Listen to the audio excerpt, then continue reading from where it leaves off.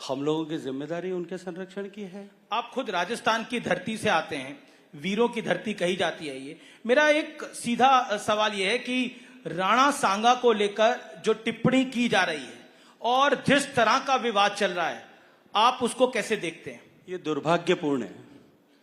अपनी राजनीतिक महत्वाकांक्षाओं की पूर्ति करने के लिए इस तरह से राष्ट्र नायकों और चरित्रों के इतिहास के साथ में खिलवाड़, मुझे लगता है कि देश का एक भी ऐसा व्यक्ति जिसके हृदय में कहीं ना कहीं भारतीयता विद्यमान करते रहे या भारत की धरती पर पैदा हुआ अन्न यदि उसने खाया है, उसके मन में राणा सांगा के चरित्र को लेकर के वो किसी भी तरह का अपमान करने का भाव नहीं हो सकता।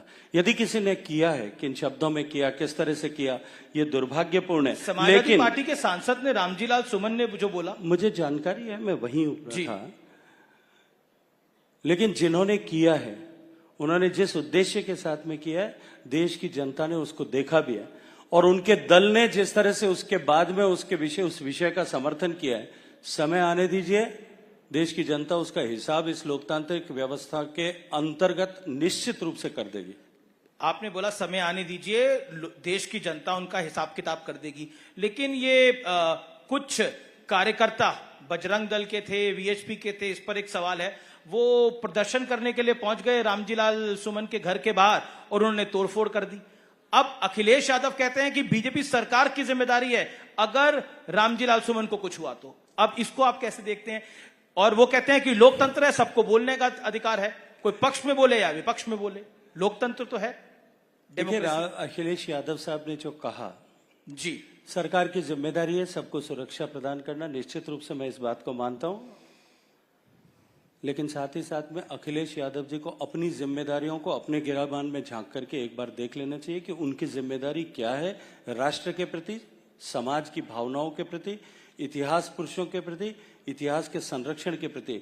अखिलेश यादव का ये स्टेटमेंट उस समय मेरे लिए महत्वपूर्ण हो जाता यदि उन्होंने रामजीलाल सुमन ने जो कहा उसका खंडन किया होता, सार्वजनिक रूप से उनके दल ने उसके लिए माफी मांगी होती, उसके ऊपर कार्रवाई की होती और उसके बाद में उन्होंने अगर ये कहा होता तो निश्चित रूप से उनके बात का, उनके विषय का देश सम्मान की दृष्टि से देखता।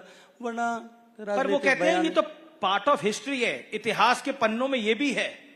वो कहते हैं कि इतिहास के पन्नों में ये भी दफन है जो वो बोल रहे हैं। देखिए, इतिहास के पन्नों में बाबर को लेकर के बाबरनामे का उल्लेख करते हुए जो कहा गया है, जी, बाबरनामा के अतिरिक्त उस समय के जितने इतिहास की किताबें लिखी गई हैं, मैं अखिलेश जी को कहूंगा कि एक बार लाइब्रेरी से मंगा करके पढ़ लें। अगर नहीं हो तो मैं उनको लिंक भेज दूंगा। उसमें किसी भी घटना किताब में इस घटना का उल्लेख नहीं है। एक ऐसे पराजित योद्धा जो बार बार हार रहा था, उसके द्वारा लिखे गए खुद के स्वयं महिमा मंडन के लिए लिखी गई पुस्तक को लेकर के यदि आप वो इस तरह का स्टेटमेंट करते हैं, मुझे लगता है कि यह दुर्भाग्यपूर्ण है और इतिहास के प्रति उनकी समझ की जो कमी है उसका प्रदर्शन करता है। मैं फिर कहूंगा, इस भारत का इतिहास अनेक लोगों ने अपने अपने दृष्टिकोण से लिखने की कोशिश की, कुछ लोगों से सह आशय लिखवाए गए। यह आजादी के पहले भी हुआ और आजादी के बाद में भी हुआ। निश्चित रूप से आज हम जिस मुकाम पर जाकर के पहुंच गए और भारत के सांस्कृतिक पुनर्जागरण के दौर से हम गुजर रहे हैं, देश निश्चित रूप से आने वाले समय में इन विषयों पर समीक्षा करेगा। ये राइजिंग भारत का मंच है और भारत की संस्कृति की बहुत बात होती है और आप उस मंत्रालय को हेड करते हैं। मेरा प्रश्न है कि एक बार बार बात कही जाती है कि भारतीय संस्कृति की विपक्ष द्वारा कही जाती है, आपके क्रिटिक्स द्वारा कही जाती है, एक लॉबी द्वारा की जाती है कि भारतीय संस्कृति की भी ओवरडोज हो रही है। How do you define it? मैं तो समझ नहीं सकता कि भारतीय संस्कृति की ओवरडोज कैसे हो सकती है।